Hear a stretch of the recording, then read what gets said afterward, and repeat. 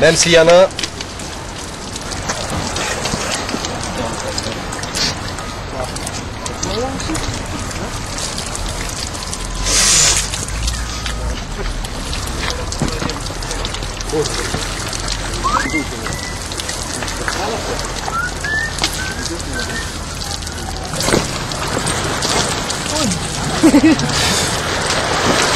Elle peut en prendre 2 jours quoi. Ouais.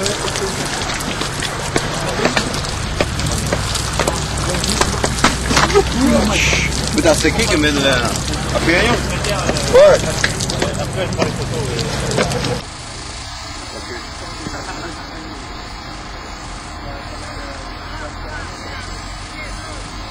Comment on dit?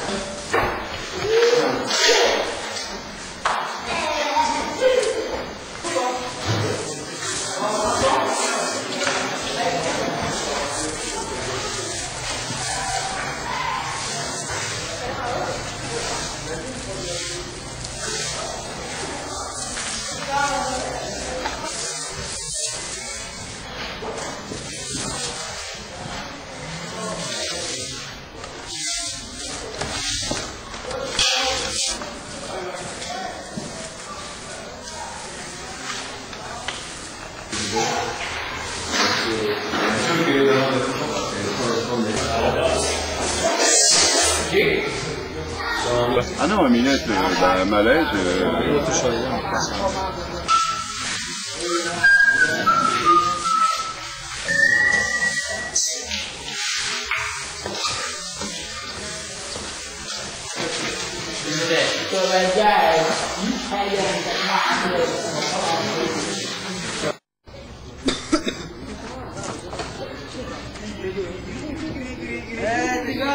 Un mois avant d'avoir les gens qui passent un terme en